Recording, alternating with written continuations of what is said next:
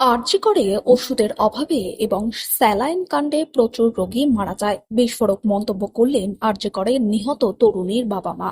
সেই সব তথ্য আসতো না প্রকাশ্যে। সেই সব তথ্য জানতেন আরজিকর কাণ্ডে নিহত তরুণী চিকিৎসক। 18 তারিখ রায়দানের আগেই ফের বিস্ফোরক আরজিকর কাণ্ডে নির্যাতিতা তরুণী চিকিৎসকের বাবা মা। তথ্য প্রমাণ লোপাটে সচেষ্ট ও স্বয়ং মুখ্যমন্ত্রী। বিচার প্রক্রিয়ার প্রথম সিঁড়িতে আমরা উঠতে পারব। যে রায় বিচারপতি মনে করবেন তিনি সেটাই দেবেন। তবে সঞ্জয় রায় একা কখনোই দোষী হতে পারে না। যে ডিএনএ রিপোর্ট সামনে এসেছে তাতে অন্যের উপস্থিতি স্পষ্ট লক্ষ্য করা গেছে। পাশাপাশি রাজ্যের মুখ্যমন্ত্রী মমতা বন্দ্যোপাধ্যায়কে নিয়ে তারা অভিযোগ করেন। তারা বলেন, ঘটনা ঘটার দিন দুপুর 2টো পর্যন্ত মুখ্যমন্ত্রী মিটিং করেছেন। মুখ্যমন্ত্রী নিজের তথ্য প্রমাণ আগে থেকে লোপাট করে রেখেছেন।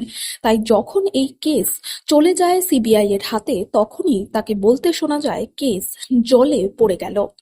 9 তারিখ যখন আমরা আরজিকর হাসপাতালে গিয়ে পৌঁছাই, সেই সময় থেকেই দেখি কলকাতা পুলিশের সিপি ও এসিপি কে ঘটনাস্থলে উপস্থিত থাকতে। আর সেই দিন পানিহাটি স্থানীয় বিধায়ক নির্মল ঘোষ মিটিং করেছে আরজিকরের প্রাক্তন প্রিন্সিপাল সন্দীপ ঘোষের সঙ্গে। আমাদের সঙ্গে তিনি কোনো কথাই বলেননি। আজকে 18 তারিখ রায়দান। 18 তারিখ যে রায়দান হবে, আমরা যে আইনের বিচার চেয়েছি তার প্রথম যে সিঁড়ি, সেই সিঁড়িতে আমরা উঠতে পারবো এবং যে রায় জজ ভালো মনে করবেন, জজ সেই রায়টাই দেবেন আমরা আশা রাখছি। এই যে 51 জন সাক্ষ্য গ্রহণ করা হয়েছে এবং সিবিআই যে আইও ছিল উনিও সাক্ষী দিয়েছেন, কলকাতা পুলিশের আইও উনিও সাক্ষী দিয়েছেন এবং আমিও সাক্ষী দিয়েছিলাম। মায়ের সাক্ষী হয়নি। এই সমস্ত ব্যাপারে আমাদের অনেক কোশ্চেন আছে, তার জন্য আমরা হাইকোর্টে 54টা কোশ্চেন রেখেছি এবং সুপ্রিম কোর্টেও গতকাল আমরা একটা মামলা করেছি। সুপ্রিম কোর্টে মেনলি মামলা করেছি যাতে উনিরা সুমোটোটা ছেড়ে দিয়ে ক্লারিফিকেশন দিয়ে হাইকোর্টকে পাঠিয়ে দেন মামলাটা, হাইকোর্ট মনিটরিং করুক। আমরা এটাই চেয়েছি, কারণ হাইকোর্ট মনিটরিং করলে আমরা কলকাতায় সবসময় আমরা কোর্টের সঙ্গে যোগাযোগ রাখতে পারবো। যে কোনো ডেট হলে আমরা যেমন সুপ্রিম কোর্টে আজ পর্যন্ত যেতে পারি, ওখানে যে যা বলেছে আমরা সেটা ঘরে বসে শোনা ছাড়া কোনো আমাদের উপায় ছিল না। কিন্তু কোর্টে প্রেজেন্ট থাকলে জজ এবং যারা সাক্ষী দেয় তাদের উপর একটা আলাদা প্রভাব তৈরি করা যায় আমি মনে করি। সেটা আমরা হাইকোর্টে থাকলে পারবো। এইটাই আমরা সুপ্রিম কোর্টের কাছে ক্লারিফিকেশনটা চেয়েছি। ক্লারিফিকেশন সুপ্রিম কোর্ট ডেট দিলে সেদিন মামলা উঠবে। সুপ্রিম কোর্ট কী সিদ্ধান্ত নেবে সেটা সুপ্রিম কোর্টই জানবে। এখনো পর্যন্ত তো একা সঞ্জয় রায় না, এটা আমরা মনে করি না এবং এই বিরুদ্ধেই আমাদের কোশ্চেন এবং ডিএনএ রিপোর্ট ভাইরাল হয়েছে এবং সেখানে অন্যের উপস্থিতি স্পষ্ট বোঝা গেছে। কি প্রশ্ন মনে? আরও অনেকে জড়িত আছে এই যে এটা আমার মেয়ে যে সিএফএসএল তো বলেছে যে যেখানে ক্রাইম ঘটেছে সেটা একজনের পক্ষে অসম্ভব করাটা, কারণ এটা একটা প্রতিষ্ঠান, ওখানে হাজার হাজার পেশেন্ট আছে। আমার মেয়ের ডিপার্টমেন্টে আমার মেয়ের আন্ডারে 75টা পেশেন্ট ছিল, প্লাস অন্য অন্য আরও 3-4টে ইউনিট আছে, তার মানে 150 পেশেন্ট চেস্ট মেডিসিনে আছে। তার পাশে আবার নার্সিং স্টেশন আছে, তার পাশে অন্য অন্য সবাই আছে। এত লোকের মধ্যে যে কেউ কিছু জানতে পারলো না, একটা খুন হয়ে গেল, ধর্ষণ হয়ে গেল, এটাই একটা আশ্চর্য ঘটনা। সিবিআই রিপোর্ট চার্জশিট দিয়েছে। আমরা তো প্রথম দিন থেকে চেস্ট মেডিসিনকে সন্দেহ করে আসছি, কারণ যে বাথরুমটা ভাঙা হয়েছে পরের দিন, সেই বাথরুম ভাঙার পেছনে চেস্ট মেডিসিনের 30 জন পিজিটি 30 জনই সই করেছে।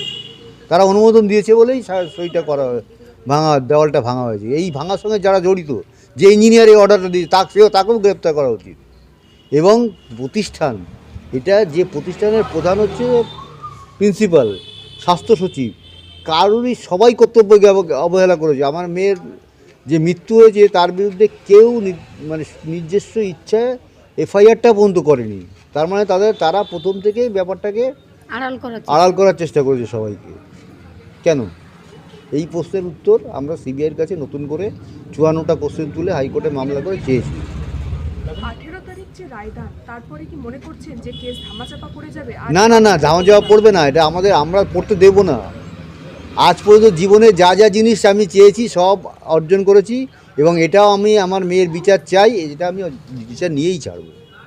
জুনিয়র ডাক্তার যে জুনিয়র ডাক্তাররা আপনাদের আন্দোলনের প্রথম সারির মুখ ছিল, আজ একজন সেই জুনিয়র ডাক্তারের বাড়িতে সকালে রেড হয়েছে, কি বলবেন সেই নিয়ে? কোথাও কি একটা আন্দোলনকে থামিয়ে দেওয়ার চেষ্টা প্রথম দিন থেকে হচ্ছে। এই যে ট্রায়ালটা শিয়ালদা কোর্টে শুরু করা হয়েছে, এটাও আন্দোলনকে বিপদে চালিত করার জন্যই হয়েছে। তাদের কি ভয় দেখানো হচ্ছে কোনোভাবে?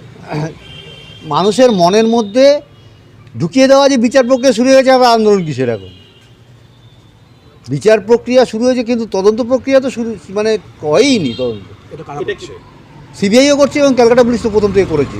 যখন ইন ক্যামেরা ট্রায়াল শুরু হলো তখন কি আপনাদের এটা মনে হয়েছে যে হয়তো কোথাও একটা কিছু? না সেটা এটা শুনুন, রেপ অ্যান্ড মার্ডারকে যেটা আইডেন্টি ডিসক্লোজের একটা ব্যাপার আছে, সেই জন্য এটা ইন ক্যামেরা হয়েছে এবং বন্ধ দরজা হয়েছে, এটা ভালোই হয়েছে, এটা কোনো অসুবিধা আপনাদের নেই। মানে এই কিন্তু আমাদের যিনি আমাদের প্রথম দিন থেকেই আমরা দেখেছি আমার মেয়ের মৃত্যুটাকে, মানে একটা অদৃশ্য হাত তার উপরে আছে, যে যারা করছে ক্রাইম তাদের কোনো ভয় নেই, কারণ তার মাথার উপরে একটা অদৃশ্য হাত আছে, সেই হাতটা আমরা বার করতে চাই। কাজ করতে পারছেন সেই অদৃশ্য হাত? হ্যাঁ, এটা সবাই জানে, স্বাস্থ্যমন্ত্রী যিনি তিনিই আছেন, পরিষ্কার বলে দিলাম। আর বলবো পরিষ্কার করে আরও, আমাদের রাজ্যের মুখ্যমন্ত্রী এমনকি ফেসবুকে দেখবেন একটা পোস্ট ছড়িয়েছে, রাজ্য চায়নি তাই মেয়েটা বিচার পায়নি। এটা মানুষের তো এমনি তৈরি করেনি পোস্টটা। আপনাদের খটকাটা পরবর্তীকালে বিচার প্রক্রিয়া যখন চলছে, মানে তদন্ত সিবিআই যখন চলছে,